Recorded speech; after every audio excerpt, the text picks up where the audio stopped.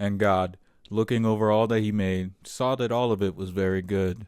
When evening passed, and morning came, thus came the sixth day of creation. The people of Earth have come to generally learn that the world does not operate as the center of the universe with everything surrounding it, or according to a geocentric model.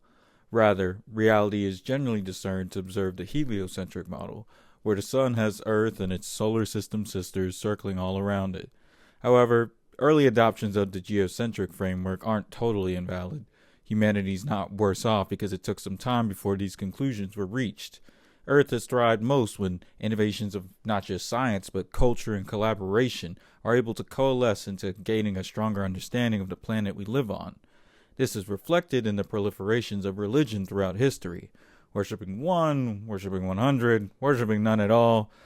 Obviously that will color your perspective a bit. By the time Friedrich Nietzsche published The Gay Science in 1882, many had pontificated ad nauseum on God's existence and how lack of belief in him could potentially impact society. From Nietzsche's POV, Christianity, having to share more space with conclusions found in science, was starting to count down for the eventual irrelevance of God in the modern day. Nietzsche thought this was an overall net good, concluding that God's death, quote-unquote, presents an opportunity for reevaluating the relationships that Christian tenets of morality have on the everyday individual. If there still is faith in a higher power, then its increased extraction from society results in a lessened amount of derision, flavored with incessant guilt and shame. Essentially, less that sin will continually bring us down as a species, and more that people will evolve when they decide to adopt a drive and purpose towards being faithful to the earth instead of some lord. Yeah, turns out being heliocentric does not negate being egocentric. The God's Not Dead movie series consists of a number of films produced by Pureflix Entertainment, now Pinnacle Peak Productions, an evangelical Christian studio known for drama and comedy productions with a Christian edge. The G&D movies in particular were all the tropes found in Christian media on their sleeves. So a lot of Jesus talk, the Protestant flavor, interspersed with many of the storylines characters embark on having something to do with receiving salvation from the wages of sin. As the name suggests, they have a response to the question posed. Not only is God very much alive, his will needs to be asserted within the world much more prominently. Over the years, the themes and conflicts in the G&D films progressively double and triple down on the net positive of an atmosphere where the Christian God is infallible and only more unchanging as we pass through life. All with a matter-of-fact attitude, they're not really attempting to explore anything beyond the political machinations of a capitalist far-right America. This is reflected unapologetically in all these movies, but each new entry gradually ups the ante in problematic messaging for the audience consuming them. The majority of the films center on a revolving cast of characters, each advocating for their faith in a world further marred with the denial of God in some capacity. They're pretty well known now for their identity as media analysis punching bags. Alright, how about some Hiro lore? I grew up Adventist. I've sat in a church once or twice before. I'm not really coming from the POV of someone who's not been around the, let's say, expansive palette of Christianity. Point is, a lot of the preaching in these movies isn't all that unfamiliar to me. Even despite my experience taking place in a mostly Caribbean, black, Protestant community, it'd be hard to not be familiar with the phenomenon that is evangelical Christianity. Now, I ain't have white nationalism preaching to my ear every Saturday morning, but I would still hear the occasional, you're gonna burn in eternal hellfire for doing something like getting a tattoo. But then every now and then folk would greet you with, God is good all the time, and all the time God is good. Now, I'm not gonna bullshit y'all. These movies are not good. Subpar. Not even mid. Actually, not good whatsoever. Let me just say my Letterboxd reviews on these are not going to go well. But I'm not the first one to come to that conclusion, and I surely won't be the last. Don't get me wrong. Trash like these can still be a point of discussion. Christianity, serving as an inspiration for art, has persisted throughout the ages. Much of the greatest works of fiction borrow themes and symbols that the religion has to offer. But yeah, consumers of these films, by whatever legal means one accesses these, because people do pay money to watch these movies, they're going to be served with the film series equivalent of bad fast food. Except these movies also had the adage of morphing into distasteful, pure right-wing slop, the likes that the Daily Wire would host on their platform if Pureflix wasn't their own platform themselves. It's funny, It feels unfair to fanfics to call these movies fanfiction. They offer a dramatized take on the dialectic of evangelical Christianity lost in modern politics. Meanwhile, every single one of us in the real world can't help but feel like they're just being inundated by the consequences of said dialectic in increasingly more aspects of life. These movies offer an accurate description of how a lot of evangelicals sound when talking about God, how they've arrived to their personal truth about God. In other words, the pipeline from our God is an awesome God to the current state of America's actualization into right-wing Christo-fascism. It's not a slippery slope. It's the natural progression of more dangerous apostles of faith mobilizing their congregations. To actually get to my point, I watched the first 3 movies. Gonna recap, review, react, all that jazz. Let's get into it.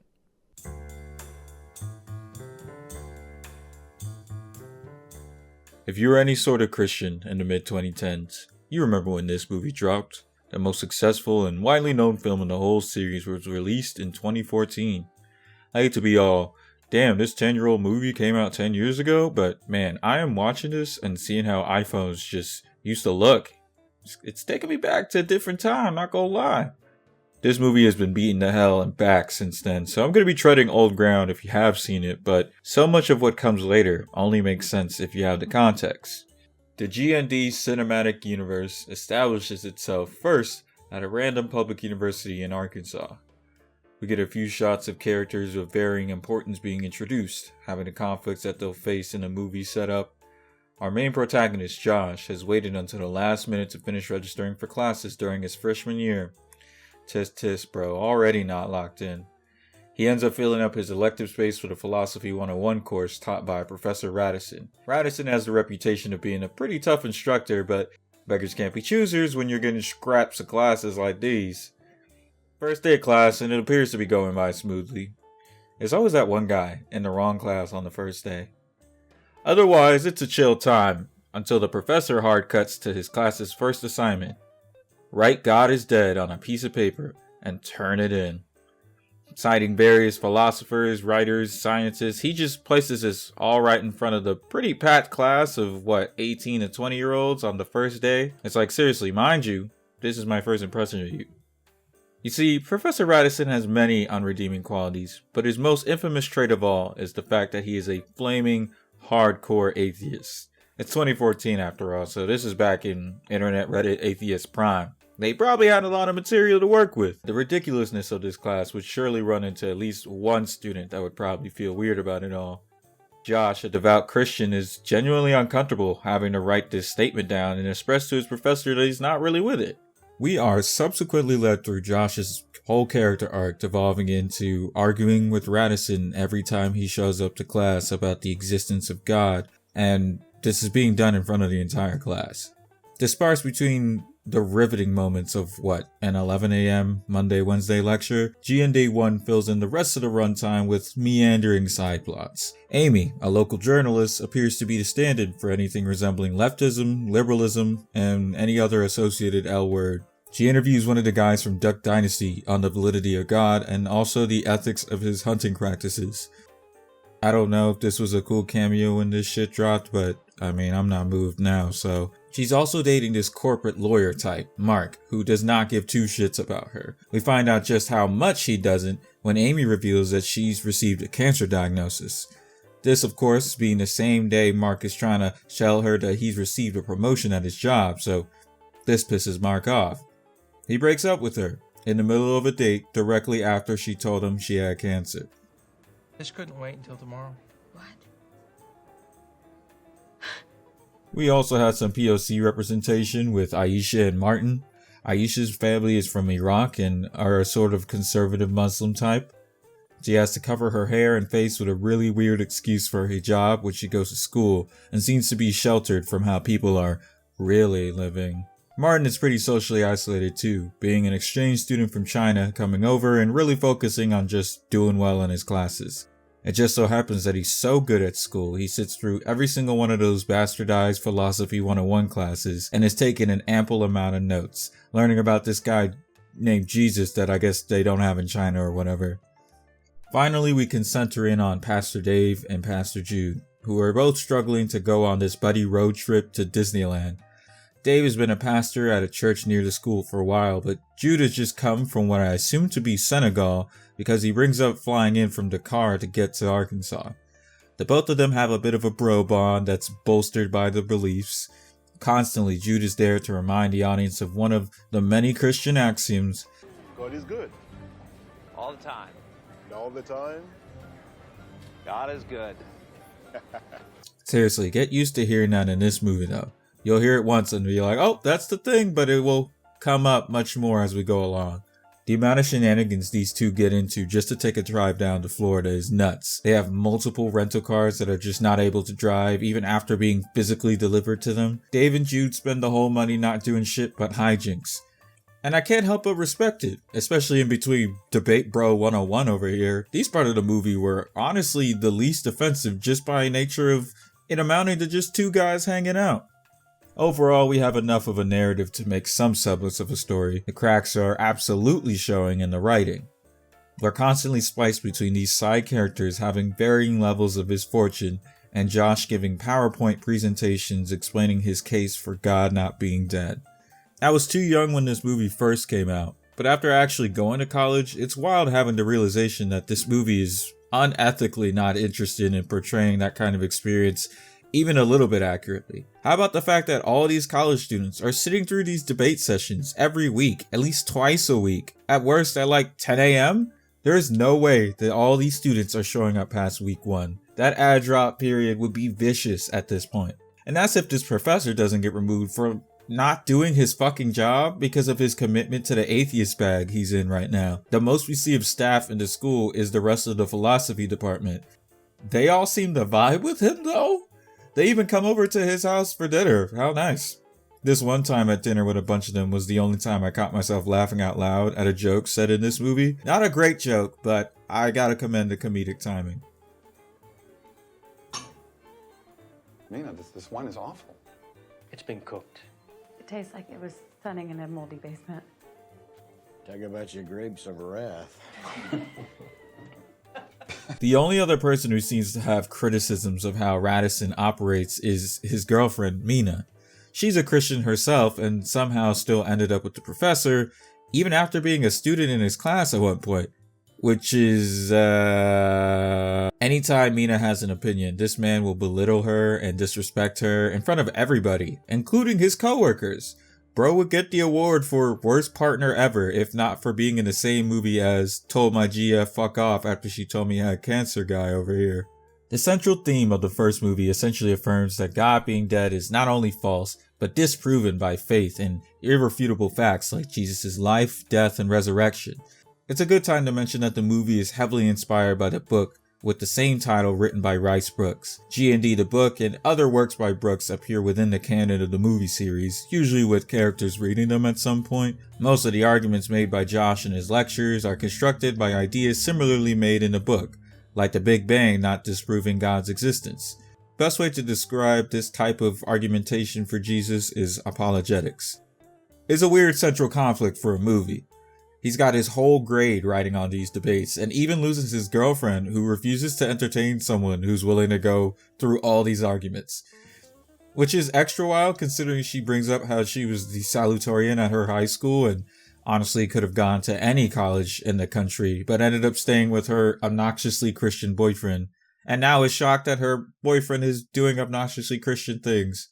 We're finally given background as to why Radisson hates God, as every atheist does, obviously. His mother passed away from, you guessed it, cancer. When he was younger, he prayed really hard for her recovery, but she still passed away. Cancer as we go along will be a plot MacGuffin of sorts for these movies. Not specified for whatever type, no treatment plans ever shown, but indeed a MacGuffin. This leads into the final debate, in which Josh makes the claim that the lack of God infers a lack of the need for morality. I think Nietzsche would probably do that one Leo DiCaprio meme here. Some back and forth happens discussing religion's utility in the world when Josh just finally asks Radisson, Do you hate God? It's not even a question. Okay. Why do you hate? Why? Why? Why? Why? What? Because he took everything away from me. Yes, I hate God. All I have for him is hate. Whoa, calm down, Jamal. Don't pull out the 9. The professor languishes his true feelings on the matter, expressing deep hatred for God for leaving him alone in his time of need. Trauma dumping in front of your students is wild. Josh then just has the most Chad rebuttal for him. How can you hate someone? They don't exist. Boy, we about to get on your ass. Boy,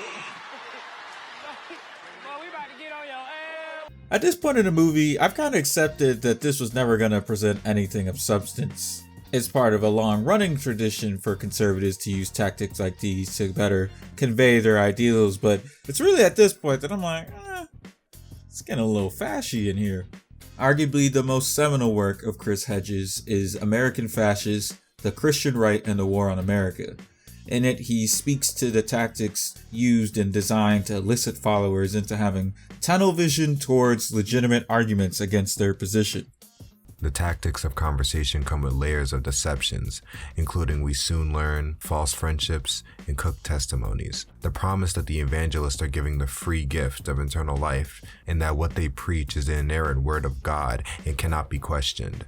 Conversation is supposed to banish the deepest dreads, fears, and anxieties of human existence, including the fear of death. This is the central message that we are told to impart to potential believers. But along with this message comes a disorienting mixture of love and fear, of promises of a warm embrace by a kind and gentle God that yearns to direct and guide the life of the convert towards success, wealth, and happiness, and also of an angry, wrathful God who must punish non-believers, those who are not saved, tossing them into outer darkness and eternal suffering.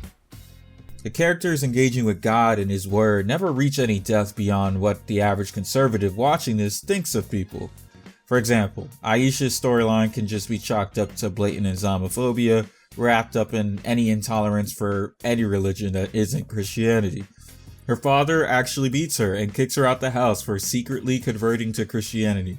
That one line with the random white girl walking up to her and saying she wished she didn't have to cover up her beauty is like peak white Christian nonsense. Speaking of this scene, I hope I don't have to explain to y'all that a strict Muslim father forcing his daughter to wear a hijab would not let her walk out the house in a t-shirt with her arms visible. Radisson's girlfriend Mina has a bit of a crisis of faith, and of course her atheist boyfriend does nothing but berate her for still being a Jesus freak.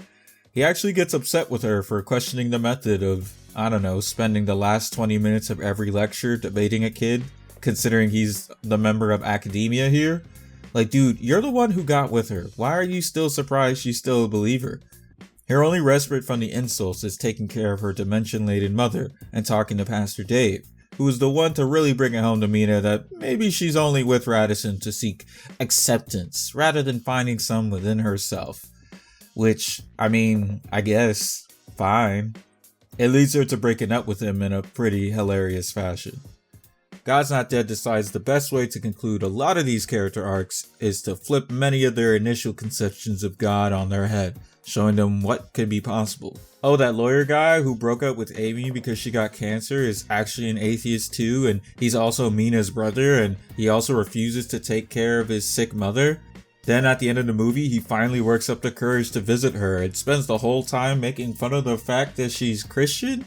And of course, his mom responds, mind you, in the middle of late onset dementia, speaking about how the money he's received as a lawyer is actually from the devil and is keeping him from having a relationship with God. His face when she does this, I can't lie, is fucking priceless. Radisson gets ultra owned during that last debate. The whole class ends up cheering the movie title and standing up, high-fiving each other. He just looked sick at this moment.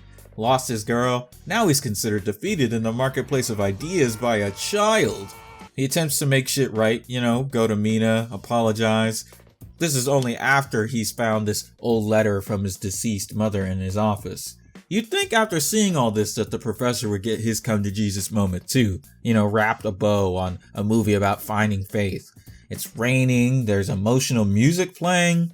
But no, he gets hit by a car, and what can be described as one of the most unnecessary hit and runs I've ever seen in fiction. Pastors Dave and Jude, who've spent the entire movie lollygagging because of their trip to Disneyland getting derailed, watched the whole accident play out right in front of them. Not only is it not even raining anymore, but now the ground is like pretty much dry. I believe it's God's mercy that brought me here right now. I'm dying. How can you call that mercy? Because that car could have killed you instantly. And I'm sure right now you probably wish that it did. But I'm here to tell you that it's a gift. Because the God that you don't believe in has given you another chance. We're implied to believe that Dave's intercession here was all a part of God's plan, just like the rest of the cast reconvening at the Hot concert that same night with the Newsboys, a Christian contemporary band that has a hit song called, you guessed it, God's Not Dead. Their performance of the song is dedicated to Josh and his faith despite the odds stacked against him. How they knew about this college professor's actions is never explained, but Newsboys have to be locked in a 360 deal because they show up in every single movie after this, not really adding anything of worth. Newsboys also act as intercessors on behalf of Amy, who, after her cancer diagnosis, is searching for guidance on how to get closer to Jesus instead of, starting chemo treatment. They pray over her, though, just like Dave over Radisson, and encourage their sold-out concert to text everyone that they know that God's not dead. This was a big part of the movie's success. For a good minute, folk were actually texting people this, and, it was actually admittedly a genius method of organic marketing for the movie. God's Not Dead was hashtagged, had a decent social media following, and ended up being one of the more successful internet campaigns with worldwide appeal for Christians all over. The movie made a killing at the box office, killing harder than Radisson at the end of the movie. Apologetics and God-centered media have existed for decades at this point, but Pureflix had a certified banger on their hands. Would they be able to have lightning strike twice?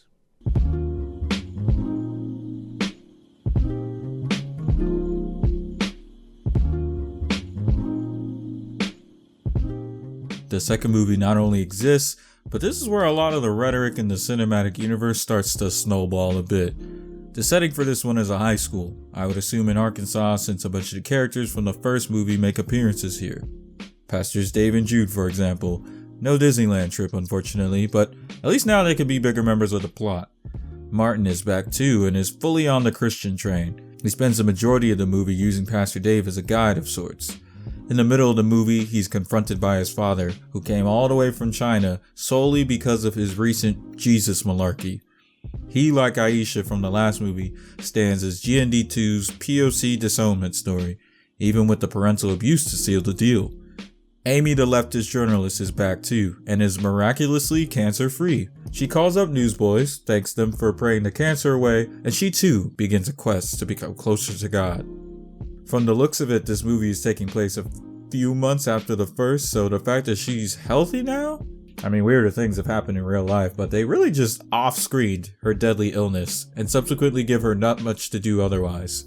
Melissa Joan Hart plays a history teacher, Grace Wesley, that's spunky and optimistic about her job, in contrast to literally every other teacher in the break room. She also takes care of her elderly father and is pretty devout as a Christian. During a class, she notices one of her students not engaging and pulls her aside to be a shoulder to lean on. It turns out Brooke is depressed after losing her brother in a car accident. She's the only one in her house that seems to still be grieving this loss. Miss Wesley then admits that Jesus is her personal answer to how she stays positive. Later, when the Salvation Army shows up to Brooke's house to pick up the rest of her brother's things, I assume for donation or something, one of the volunteers finds her brother's old Bible. Considering her parents are a bunch of atheists, a Bible being in her brother's room doesn't really add up, so she reads all the notes placed into it.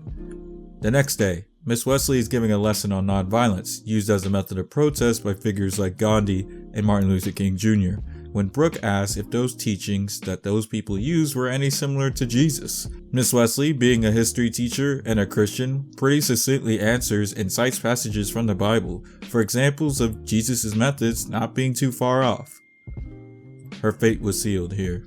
Word gets out that Grace spoke about Jesus in class and it blows up all in her face. The principal calls her into a meeting with the teacher's union rep and they call her everything but a child of God, pun intended.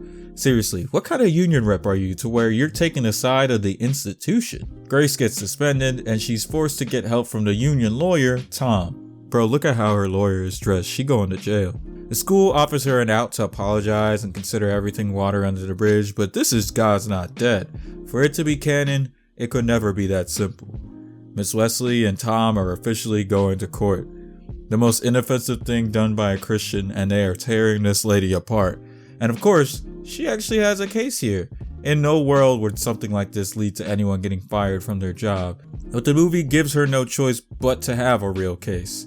People get fired due to their religion all the time, but if we're going off this movie's portrayal of religious freedom and how they define the separation of church and state, the persecution complex is reaching heights beyond the first movie in the first 45 minutes. Brooke, of course, is caught in the middle of all this nonsense, her parents going forward with the case, completely disregarding how she may feel, considering that she's the one that brought up Jesus in the first place. The lead prosecutor for this case, Peter Kane, shows up at their house and basically gets them to be a part of the case by convincing them that this will help Brooke get into college somehow. Not sure how a court case like this would be good to include in admissions, let alone an Ivy League, but fair enough. Kane's true goal is to prove once and for all that God is dead. I mean, ace attorney prosecutors can never strive to be as dramatic. We're going to prove once and for all that God is dead. Pastor Dave actually gets to be a part of proceedings, getting chosen as the 12th member of the jury on the case. Which isn't bad, but considering they don't allow a self-admitted psychic on the jury but some random pastor who doesn't even want to be there fully is hilarious. And the writers ain't slick, making Dave juror 12, 12 disciples. I'm picking up on the metaphors here. And while all this is going on, Dave has a subplot surrounding all the local pastors being subpoenaed to give copies of their sermon to the state for review. He refuses, obviously, because freedom of speech or whatever, but what is with the legal ramifications within this movie? Out of all the things for the government to give a fuck about, it's what pastors in the state of Arkansas are preaching to their congregations? Really sticks it to the man when he refuses. It's not really certain throughout the movie whether or not Grace's case is on solid ground. Her and Tom come to the conclusion that making the case that Jesus was a historical figure will help get the heat off her coworkers, and the union rep, I'm still shaking my head at that, and a union rep testifying that she talked about Jesus at school before. I don't know why it took an hour before this was an actual strategy used by the defense, considering this happened in history class for Christ's sake. Things seem to be going in their favor when Pastor Dave, visibly ghastly looking, falls out during court. He's caught a case of appendicitis, making him unable to be in a jury and effectively removing him from the story. This pastor is never having a good day, I swear. I don't even think he and Jude ended up going to Disneyland for real. We don't see no pictures. Nonetheless, his input in the movie pretty much stops here. His alternate is an alt-girly, dyed hair, tats, and piercings be damned. You can just see how visibly uncomfortable everyone is with her showing up. The case takes a dramatic turn when Brooke, after bursting through courtroom doors, is somehow able to testify and give her perspective on everything. It completely backfires though, with Kane and the prosecution being able to intimidate the fuck out of a child on the stand. Their final argument is built on Grace being the inciting reason for Jesus being brought up in the first place. Had she not spoken to Brooke the day before, trying to help her through her grief, there'd be no God talked about in public school. And again, not even sure if this is holding up in an ace attorney case, but here we are. The defense has no choice but to go with Hail Mary. Tom shows up late to the last day of court, notably dressed up a little better for the part of lawyer. After calling Grace to the stand, he blindsides her with badgering that the prosecution didn't even get a chance to do. He's wilding out so bad that he's held in contempt in court, and he's still yelling at his own client and making her cry on the stand. His argument here is that convicting Grace would be the best route to take if society is willing to get rid of God completely. Man is moving like he's Doctor Strange in Infinity War, talking about this was the only way. The point in which I had one big laugh happens around this part in the movie as well. She hasn't got a prayer. Let's go. Unsurprisingly, Grace is acquitted of all charges completely.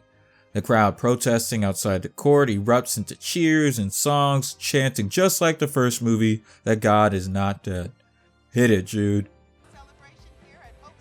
So are you going to say it? Or should I? Say what? God is good. All the time. And all the time. God is good.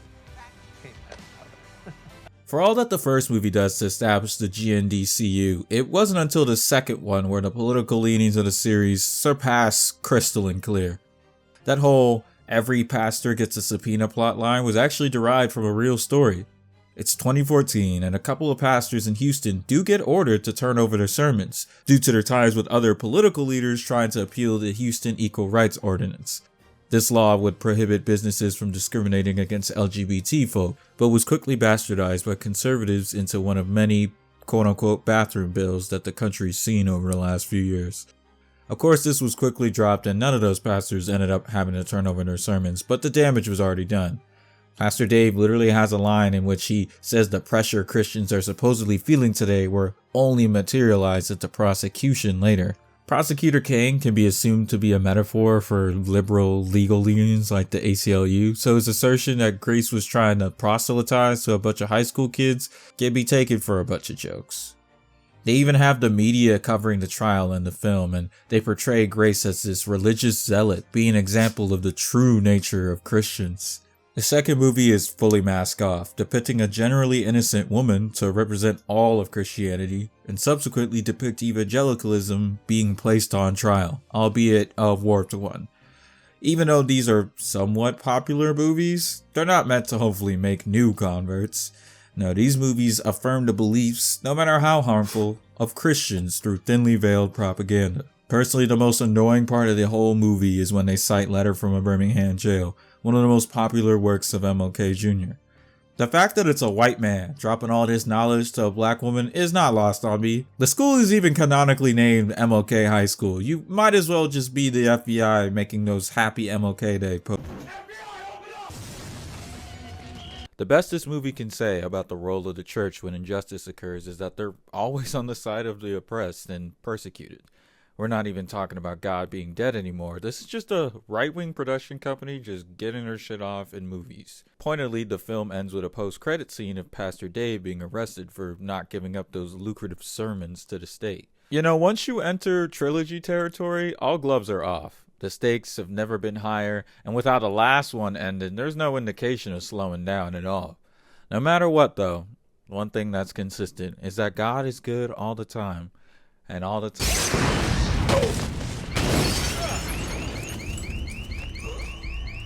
They got Dave moving around like he pot. This is kind of wild.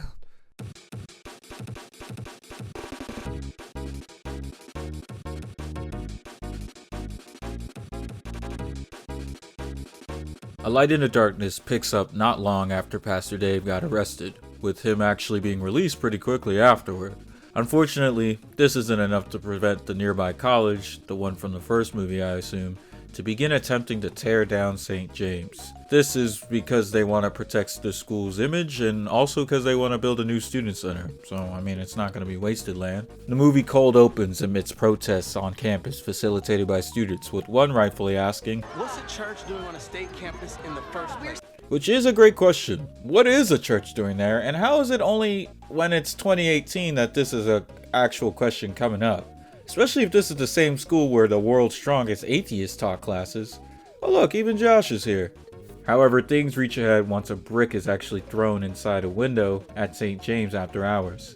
The two pastors are unable to catch the vandalizer, and while Dave is talking to the cops outside, Jude investigates for further damages inside. The brick, by nothing but the grace of God I guess, is able to knock into a gas pipe and ignite a huge explosion in the church basement. Despite Dave's valiant efforts to drag his friend out, Jude passes away in his arms outside of St. James before any help can arrive. Now without his best friend, Dave has no choice but to call on his brother, who happens to be a lawyer, to fight the impending lawsuit. What do you say?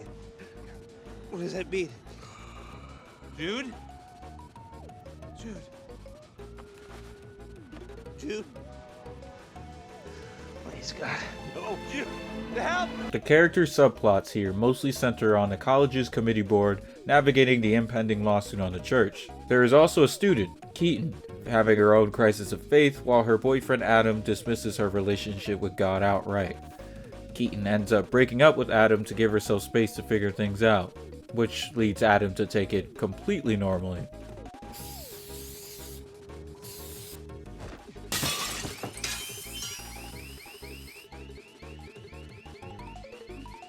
As it turns out, he's the culprit behind the church fire and Jude's subsequent death. And he kinda just vibes out on campus before admitting to doing it.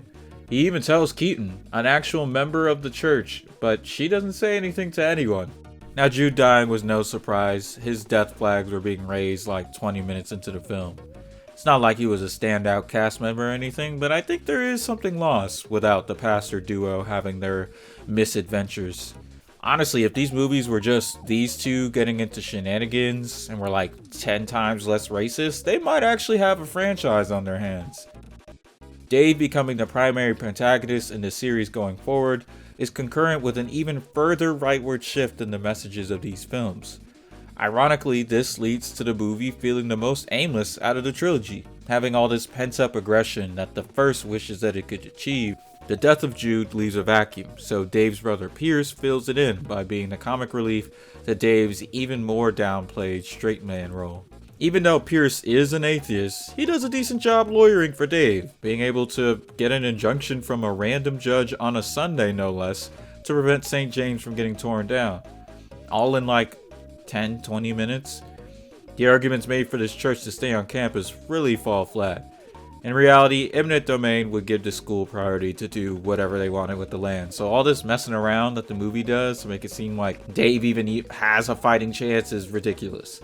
That, of course, does not stop the intense discourse that's happening around the church. I mean, look at all these Facebook comments calling for the college's chancellor to resign. Bruh, he really pulled up and punched the pastor in the face. Even if he did send shooters to your crib, no way this helps your case, dawg. So Dave eventually finds out who burned down the church and killed Jude from a random text message. Without thinking twice, this man pulls up on campus and starts attacking Adam when he gets out of class. And you know what? I totally get the emotional display here, but damn. Does no one else remember that there's a whole court case going on? And again, you gonna run up on the college kid, but a grown man smacks fire out of you in front of your girl. You don't say nothing? Damn. Adam is eventually arrested, and he even admits that he was the one to send that anonymous text message to Dave. Weirdly, GND 3 spends so much time trying to get you to feel bad for this guy after he's in jail. More time spent with this storyline than at Jude's funeral, I just gotta say. It turns out that Jude's final words for Pastor Dave were the God is good thing in Swahili, which I thought was nice. Although I thought he was from Senegal, now they saying he's Ghanaian. Whatever. The point is, Dave is really struggling with his faith throughout this movie. There's even a cool earthy girl at the local soup kitchen that's there to help Dave through his turmoil. And you know what? Hell yeah, sometimes that earthy girl will help you get towards the other side. Dave hashing things out with his brother has to be in this movie too, so that the story can round him out a bit more. He still holds resentment towards Pierce for leaving their home when they were younger, leaving Dave to be the one to take care of their parents once they got older, and to take after the church. They're so estranged, Pierce brings up that he's in the healing process from gastric bypass surgery, and Dave just has this look of bewilderment. They get into some half-assed debates about faith and God, but you're not going to get much of Pierce's perspective beyond vague references to how they grew up. After all the shit with running up on Adam goes down, the case is pretty much dead in the water, and Pierce heads out again, frustrated that his brother is once again not considering perspectives outside of his own. The same attitude that led Pierce, who was struggling to believe in God, out of the house all those years ago. Atheists throughout the G&D canon are usually given a veil of a dark evil, simultaneously too intolerant to let Christians just vibe, and also nowhere near organized enough to actually make a difference in laws that true believers need to follow. After all, it's not like Dave can't just move anyway. The film starts with the school offering a good amount of money to him, but the dialogue held on opposing sides of these movies can really just be chalked up to people just not being able to get along these days, rather than the truth being that the most intolerant amongst us aren't the ones usually advocating for a more equitable and diverse society. Pierce's character actually presents an opportunity for a more nuanced and balanced take on the point of view of people who don't believe in God, especially people who grew up believing in one. He sees how important this church is to his younger brother and sticks by his side, not for any convenient residual love for Jesus, but because he cares for Dave and doesn't want to leave him alone in a time of need. He knows what it's like to feel lost and feel like God isn't by his side. But a lot of the valid points he brings up gets waved away by Dave, wanting to focus on the present day.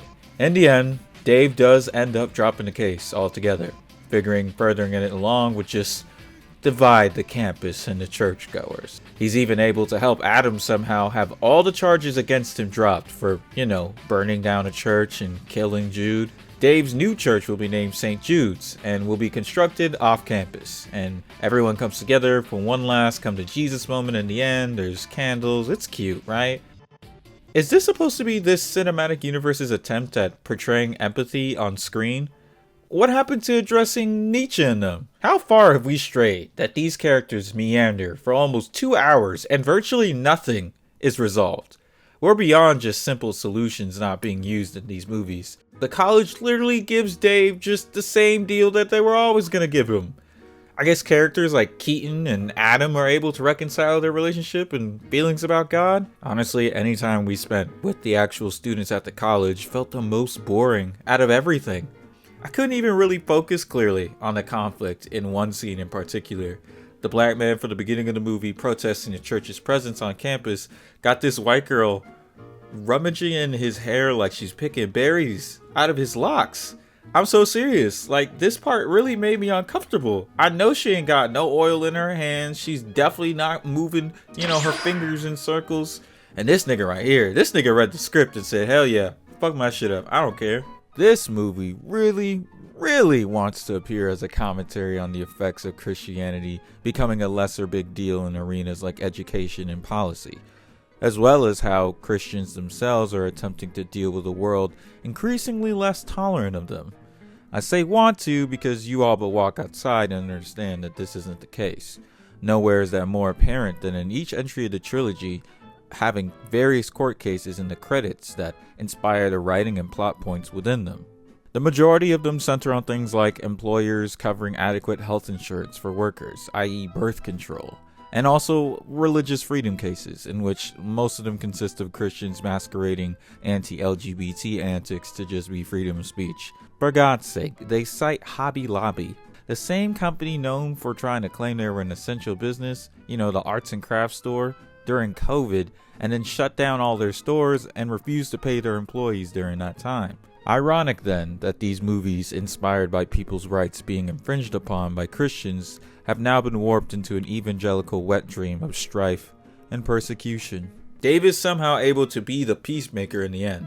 There's this one convo he has with a black pastor after Jude's funeral, or in the middle of venting about his frustration in the state of things. His rebuttal is unironically the hardest line ever spoken in the entire franchise. And no offense, but maybe you'd understand a little better if you were the one being attacked. Brother, who do you think you're talking to? I'm a black preacher in the deep south. I could build you a church with all the bricks been thrown through my windows. Damn. All right, I'm sorry. G&D 3's Christianity is only focused on furthering its political framework for solely those who follow the same tenets, and not making the world a better place for people of all beliefs. The kind that convinces followers that they're actually expressing love and empathy to you when they're in reality aiding in your oppression. There honestly wasn't much to say about this movie, even less than the last two, because of how little it's interested in constructing a narrative that has a solid point. The few times they actually say something somewhat substantive, they stray right back to Christian fragility shit. Seems to me that anybody still genuinely watching these and getting anything out of them are, again, more likely already evangelicals looking to affirm their harmful beliefs rather than people less familiar with Jesus. The truth of the matter is that the world is progressing much faster than your average bigot enjoying these movies is willing to accept. If God really isn't dead, then they surely don't give a fuck if Pureflix keeps chugging these out every couple of years. Fabricating scapegoats is much easier to address than any perceived diminishing privilege of power or using your religion to be a bigot affords you. Thankfully, these bad excuses for propaganda flicks seem to have concluded here, which in turn ends my suffering for this video. So thank you for watching, and I really appreciate you making it all the way. What do you mean that the runtime still has a way to go?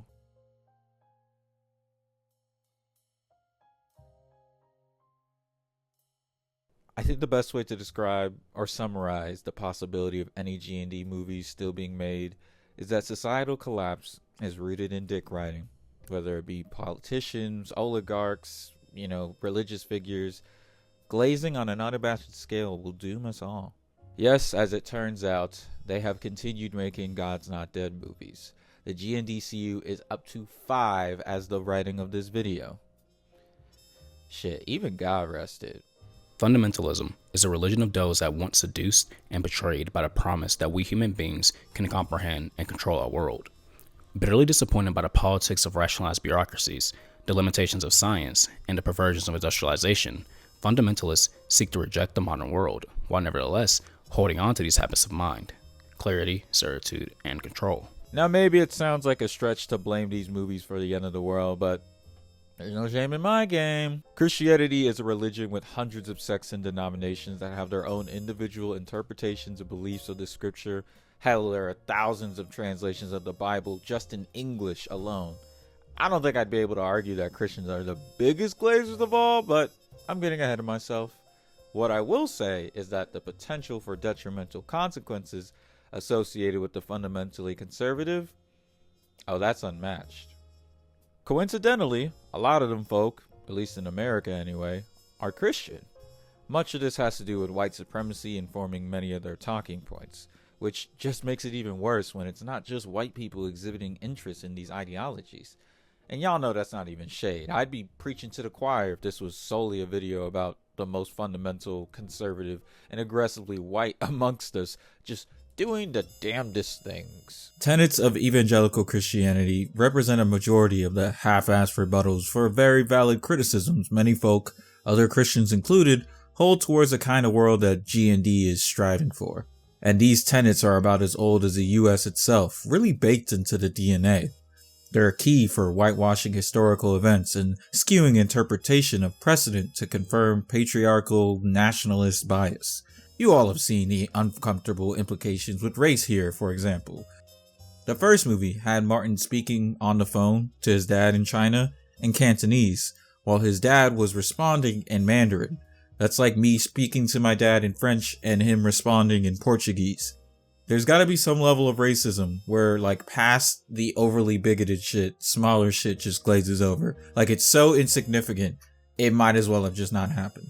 I was not really attached to Pastor Jude's character, but something about him dying and his killer, for all intents and purposes, being forgiven for the sake of not letting Satan feed off anger or whatever. I think any potential for these movies to be anything greater than the sum of its parts dies with Jude. Non-white people, by and large, are not much more than exposition for the white characters in all of these films. They will always be afterthoughts to the standards of the very specific sensibilities of white evangelicalism. It almost feels wrong hearing that one pastor go off in the third movie. His statement is honestly just out of place, so much so that it taints the truthfulness of what's being said. A Light in the Darkness was many things, many bad things, but one thing about its place in the GNDCU is the transition towards something much darker in the series going forward. Again, the movie where the white pastor, who usually serves an auxiliary background role, steps into the forefront, also marks a notable shift in the rhetoric and dialectic these movies are trying to convey. The difficult task of learning how to make moral choices, how to accept personal responsibility, how to deal with the chaos of human life is handed over to godlike authority figures. The process makes possible a perpetuation of childhood. It allows the adult to bask in the warm glow and magic of divine protection. After all, we were halfway through Obama's second term when the first one got poppin'. By the time we get here, we are well within the first Trump presidency. Ooh, Lord. Directors on these movies were changing, but so were the methods evangelicals needed to organize getting their method across. The language used, the topics being covered, like that one scene with Josh calling Jesus the original social justice warrior. It's said tongue-in-cheek, meant to be a weird jab at how public universities and colleges tend to lean a bit more liberal, at least the students attending them anyway. It falls flat for me, like the irony isn't really ironing for real. I can almost picture someone with an anime avatar saying this out in the wild. Let's be real, those same SJWs the staff was trying to shit on in this movie are probably socialists, communists, and the like. All no-nos in the eyes of many a Christian. Of course, calling Jesus these things in your evangelical Christian propaganda film might not bode so well. The Christian persecution complex is proliferated off the strength of conveying an underdog story, but not that kind. The alt-right as we know it has had many forms throughout the years, but it's fascinating that we can track its modern manifestations within these movies. The machinations of the persecution complex are often designed around the embrace of maintaining a status quo, meaning no changes in the hierarchy. The Satanic Panic, for example, takes place during the Reagan years. Everything from Dungeons and Dragons to the way you wore your hat was a sign of devil worship to these people. And since Satanism represents evil, many Christians fought hard throughout all levels and branches of the government to implement censorship and continue to fight against radical ideas like not doing anything to help people being wiped out by a deadly disease. Now, this does beg the question, where are all these radical Christians when it comes to watching these movies? After all, they're universally panned. They haven't made amazing returns at the box office since the first one 10 years ago. Most reviews you spot online are even talking about this movie just shit all over the filming, the acting, and the writing that G&D has to offer. Despite all this, part of me thought, maybe Pureflix is banking on all of them just being hated, besides the persecution stuff. Maybe they're just hoping that any discourse will just keep the train going. But then I took a gander at those last two movies and yeah, they might be trying to end the world with these. The latest two movies unfortunately dovetail into all the points I've been making about evangelical Christian culture. They do so perfectly, in fact, that the video wouldn't be complete without being able to shit on them too. For the sake of brevity, I want to dedicate any substantial analysis regarding them to a really condensed manner. All of these movies, don't get me wrong, are nothing but overt, extremely problematic propaganda, but God's Not Dead, We the People, and God's Not Dead, In God We Trust are inextricably linked in white nationalism. If the first trilogy is really bad fan fiction about Jesus, these two are manifestos made into film format. The narratives of both of these movies are even messier, despite them being even more intentional in attempting to get themes and messages across. I don't know if Pureflix is trying to set up a sequel trilogy or something, but you'd already have to be on that Satanic Panic type of timing to consider anything said in these movies worth listening to. Speaking of Reagan, minute 1 of 2021's We the People is a montage with the backdrop of a Ronald Reagan speech. Particularly his speech at the 1984 prayer breakfast, where he describes America's identity as God-fearing and God-worshipping, warning the dangers of a world without God, leading to the dissolution of democracy and society. Not gonna lie, I did not expect the Reagan jump scare, but fair enough. We're already locked into Christian nationalist fascism right now, just by the title alone. So the main takeaway anyone should have from movie 4 is that there's these group of parents that are, of course, going to court to fight for their right to do something in God's name. Naturally, it's only these few Christian families that are being taken to court and not anyone else. The white people in this universe go to court about Jesus like it's a hobby. Goddamn. In this case, to argue in favor of homeschooling outside the parameters of education standards set by the US government.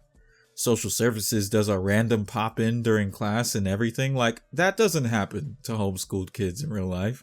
Pastor Dave, as the pro tag again, is the teacher for these kids and helps the parents plead their case in front of Congress. Like, in DC, they're able to get the leg up in arguments with the help of one member of the House, a black man named Daryl Smith. Eventually, the parents cite reasons like safety and lack of disability access behind Dave, who makes this Boston legal monologue to a bunch of people in Congress on why religious freedom is being attacked, and that telling people to not teach the Bible in schools is really bad, and that this is why prayer getting taken out of schools was just going to lead to horrible things. And of course they win. Imagine letting your self-insert get his shit off in the movies that you're producing. Modern isekais don't even have this much, wish fulfillment. For anybody wondering about the non-white characters, don't worry, they're given shit to do. Martin and even Aisha are back to affirm Western confirmation biases about different cultures. I can't lie, hearing Martin talk about Uyghurs and Christians being persecuted in China and the color revolution, all this China is scary and horrible stuff with the backdrop of the TikTok ban in our current day, it's a little hilarious. Like, his ass was real pissed that niggas went to Xiaohongshu. Follow me on there, by the way, trying to build my FYP brick by brick. I'm also on Blue Sky too. Anyways, Aisha, estranged from her father all this time, makes the attempt to reach out and reconcile. But and I know, we all know at this point, you don't get simple reconciliation in the GNDCU. She ends up getting into a nasty car accident, leading to Aisha's father to have this whole moment in church where he's stubbornly asking Jesus for help.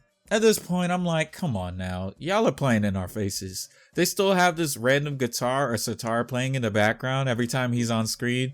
If you don't get this man in front of Imam, like, what is he doing in the church? Jude even comes back for a flashback to give Dave the courage to keep going hard in the trial.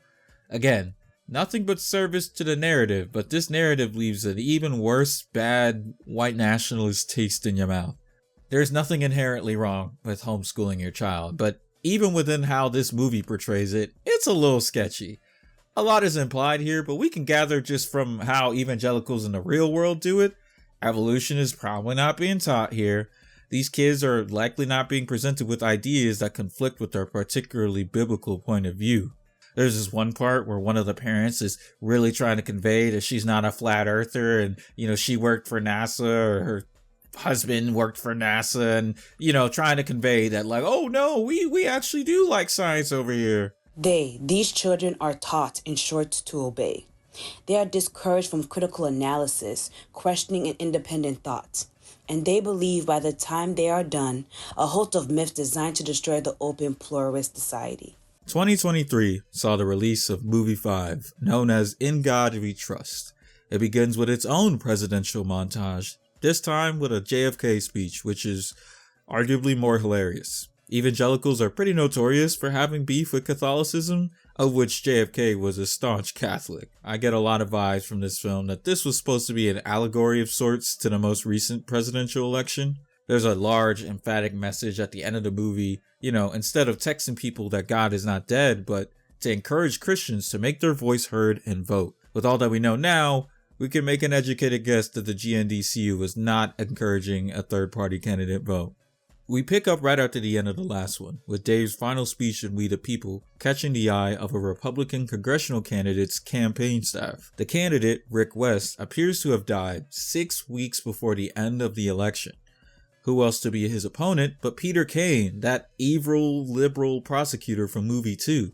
So Representative Smith from the last movie is able to cobble together support for Pastor Dave to end up taking place as the Republican nominee. It's up to Dave to be the final wall of defense from God being taken out of politics by the radical atheist left. Dave just so happens to be trying to get funding for a women's shelter and figures the best way to get money is becoming a congressperson. And, I guess. There's this one part where Dave's campaign manager tries to dig up dirt on Kane and it just completely blows up in her face. Everyone is just so disappointed in any attempt to play dirty in politics, stressing that Pastor Dave is above all this nonsense as a God-fearing man. Just to have Kane flip the script back on them and put them at a disadvantage heading into election night. Dave even gets suspended from preaching. I thought we were done perpetuating all that shit. There are actually quite a few debates throughout the movie that kind of call back to the first. But they really amount to Kane accusing Pastor Dave to be the great Christian white evil, and Dave just trying to be a chill guy and not afraid to share his faith. This movie's funny line happens when they're on TV. We depend on government action to provide it universally. And pile on more debt. Senator, we need solutions that empower people, not bankrupt our country. You don't know anything about the debt. I know we should spend less. Well, so you would deny people health care because of the cost? That's not what I said. That's your Christian charity? That's not what I said. We need efficient, affordable care. And where do we get that? Your collection plate? By the time we get to the final debate between these two candidates, poll data is showing that they're actually pretty close. Which I call bullshit on, that the fact that there's a congressional seat that is so tightly contested between a Democrat and a Republican in the state of Arkansas. Not only that, but Dave is able to join a campaign like this with a month to spare and actually win. Yes, Pastor Dave does win. Holding a Bible all Chad-like, he makes one more impassioned speech in the middle of the debate, completely not debate-like at all, about fighting to not let the country have too much oversight over religious freedoms. So, pretty much everything from the last movie. Somehow this is enough to push the needle his way. Christianity's more conservative interpretations rely on a strict adherence to a distinct reading of the Bible, namely verbal inspiration, an extremely literal approach. Any of the hardship faced by the most marginalized amongst us can be amounted to lack of faith in God, the proliferation of infectious diseases is attributed to abortion access being legal. Don't even get me started about how all these people feel about poor folk. In this version of the Christian gospel, the exploitation and abuse of other human beings is a good. Homosexuality is an evil. And this global, heartless system of economic rationalism has morphed in the rhetoric of the Christian right into a test of faith. The ideology it espouses is a radical evil, an ideology of death. The movement offers, in return, the absurd but seductive promise that those who are right with God will rise to become spiritual and material oligarchs. They will become the new class. Those who are not right with God, be they poor or Muslim or unsaved, deserve what they get. In the rational world, none of this makes sense. But believers have been removed from a reality-based world. They believe that through Jesus, all is possible. The best kind of fascism attempts to be low-key in the way that it affects the minds of those that it wants to further its operations. The American fascist would prefer not to use violence. His method is to poison the channels of public information. With a fascist, the problem is never how best to present the truth to the public, but how best to use the news to deceive the public into giving the fascist and his group more money or power. They claim to be super patriots, but they will destroy every liberty guaranteed by the Constitution. They demand free enterprise, but are spokesmen for monopoly and vested interests. The final objective, towards which all their deceit is directed, is to capture political power, so that, using the power of the state and the power of the market simultaneously, they will keep the common man in eternal subjugation. It's so funny that Dr. King has a presence at all in these movies, yet it is completely understandable. Letter from a Birmingham Jail is intended to be a response to white clergymen, white Christian leaders who took offense to the same nonviolent tactics, used in the civil rights movement, used by Jesus, right? They condemned King and everyone else involved for organizing for civil rights in Birmingham. This is the same letter where King names the white moderate, more devoted to upholding order instead of justice, as Black America's greatest stumbling block in the stride towards freedom. Even more so than the KKK. He was just letting the hammer sing for real. It's not just a letter from a reverend expressing his faith for God. It's an unapologetic decree of King's disappointment in the failures of the white church, in particular to step up to injustice when it really mattered. Dr. King to this day remains to be one of the most whitewashed activists of his time. His message, deeply informed by his work as a minister, is twisted and contorted, similar to how the Christian right just does to the whole religion at large. Both Frederick Douglass and Sojourner Truth were staunch abolitionists, committed to the end of chattel slavery in the U.S., born into slavery and spending the rest of their lives advocating for black people to be free, reflect the inheritance of a subsequent passing along of a black radical tradition. They're a part of a long line of ordinary people placed in extraordinary circumstances and being forced to survive. Like many activists at the time, they didn't always see eye to eye on every tactic posed for liberation. Despite very similar backgrounds, the two of them differed on the particulars of the approach. Sojourner, born Isabel Baumfree, took on her new name after converting to Christianity and was inspired by God to go as far and wide as she could to denounce the evils of slavery. Douglass, going from appealing to the sensibilities of slave masters to adopting a more empathetic take on violence being necessary, literally winning a fight against his own slave master at one point. Their contention would come to a head at an anti-slavery convention being held sometime in the 1800s in Salem, Ohio. In the middle of Douglass discussing more combative strategies to achieve abolition and frustration with the continuation of slavery in the face of Christianity's all-powerful God, Truth, as the story goes, then unexpectedly speaks up asking Frederick Douglass, "Is God dead?" The question posed wasn't, meant to be antagonistic. There are honestly a lot of differing perspectives on this event. When it happened, where, if it happened at all. Hell, there are a bunch of accounts that recall that Sojourner actually said gone instead of dead.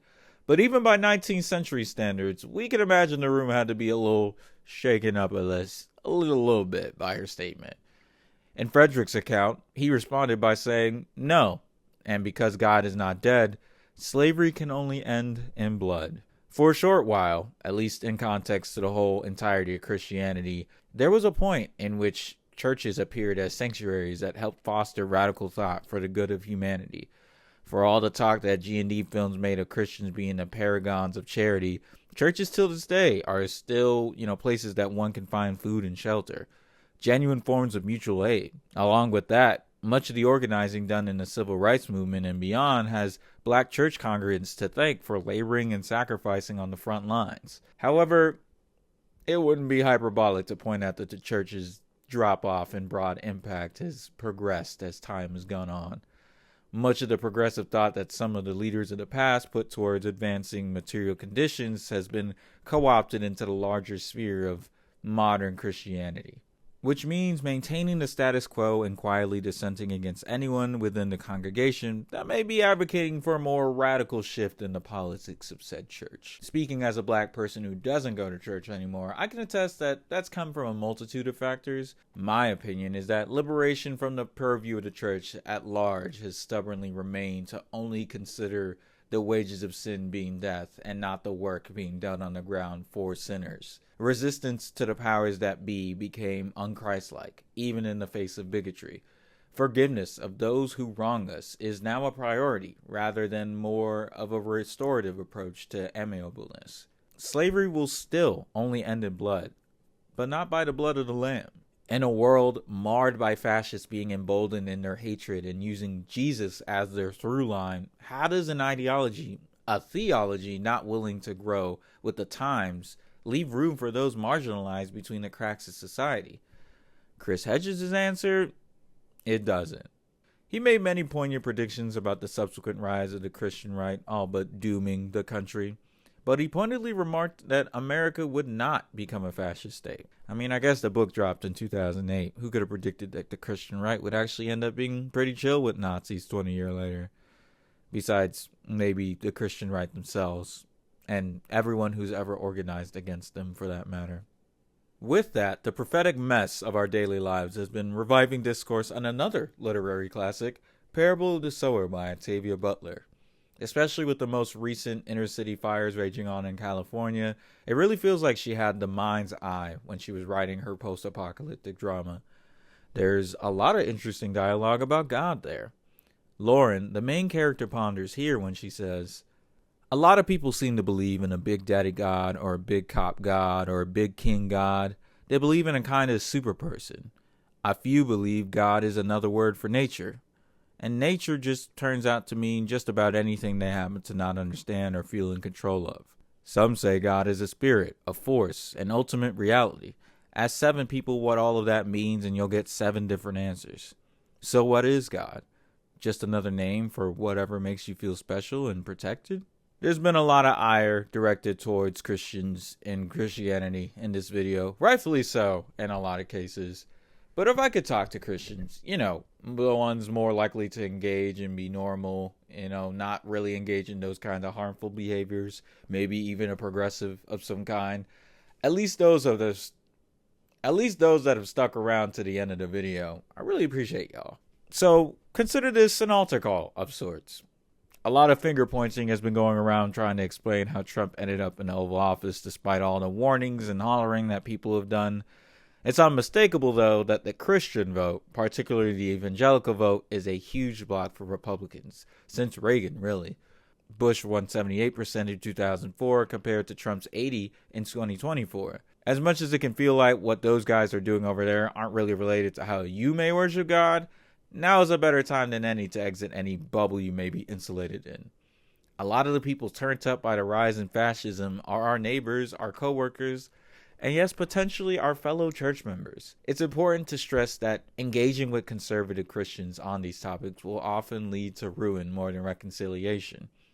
Part of the reason why debates and court cases are narrative devices used in the G&D movies is that they help legitimize the dialectic on a mass scale. The main tactic I've seen utilized by even more politically engaged Christians is to solely call out the conservatives on their contradictions, particularly with the help of scripture. It's a strategy framed around identifying Christians who do not fully represent the will and spirit of Jesus Christ. Not that any of that is inherently wrong, but I think allowing the space for the devil's advocate to be played is a dead end, and a little ironic. Debate with the radical Christian right is useless. We kind of can't reach this movement. It does not want a dialogue. It's a movement based on emotion and cares nothing for radical thought and discussion. It is not mollified because John Kerry prays or Jimmy Carter teaches Sunday school. Naive attempts to reach out to the movement to assure them that we too are Christian or we too care about moral values are doomed. This movement is bent on our destruction. The attempts by many liberals to make peace would be humorous if the stakes were not so deadly. These dominionists hate the liberal, enlightened world formed by the Constitution, a world they blame for the debacle of their lives. They have one goal: its destruction. I don't subscribe to the idea that there's a definitive right or wrong way to do Christianity, because every denomination is telling the other denominations that they're the right way, including the non-denominational. As someone who grew up SDA, I can attest to the amount of back and forth different Christians have on practices and beliefs, who truly has an eye on the sparrow, especially one of more evangelical adjacent denominations like Adventism. That shit is like built into the DNA of most religions in general. The inciting moment of Adventism actually is pointedly named the Great Disappointment. People for years have attempted to predict the second coming of Christ, but one time, one white man was able to convince thousands of people it was happening, with the adage of mathematical equations, no less. And then, it did not happen. Most of the people swept up in the excitement dropped their religion after this. Some didn't. Fast forward a few years, now you have Adventists. The point is, calling out the contradictions between you and them won't do much in the face of global infrastructure. You're wasting your time trying to G-check religion. Save that for your community, your church, really. A militant approach to unacceptable behavior and language is necessary to make a decent enough difference. Your church members may not be tuning into G&D movies, but they probably subscribe to even a few of the beliefs espoused in them. I could identify the dog whistles inserted in the dialogue simply by my time being in the church, being around people who may have not been racist, but certainly around those who thought women shouldn't be preaching in the sanctuary, or that mental illnesses are of the devil, or that queer folk are the devil. Now, if calling out that type of behavior only ostracizes you, maybe that means you ought to surround yourself with more sensible-minded people. The anxiety that can come from breaking away like that can be difficult, though, and for many, leads to a greater sense of alienation that may have already been felt in the congregation to begin with. There has been an increasing number of people deconstructing from their faith and religion, a result of issues even wider in scope than what evangelicalism has to offer. But it is something lost in churches, mosques, temples, the attendance in those places steadily declining over the years. People are losing third spaces for community members to engage with their community back. Perhaps it won't be enough to reverse any of the damage done, but considering many of those institutions encourage being in the world and not of the world, maybe it would do better for anyone still attending to flip that on its head. And Christians, don't be afraid. The deconstruction movement in particular doesn't seem to be nearly as aggressive as the Reddit atheists sounded back then, so count your blessings and consider it a good opportunity as any to be as faithful to the earth as you would be to God. Thank you so much for watching all the way to the end. I really appreciate it. If you did like this video and want to check out any other content, be sure to subscribe, like the video, all that stuff. I do have a Patreon and a Ko-Fi, all that's in the description if you want to check that out. I'd appreciate it if you did. But if y'all want more long form content like this, let me know. I will definitely keep that in mind. Other than that, drink water, take care of each other, and deuces.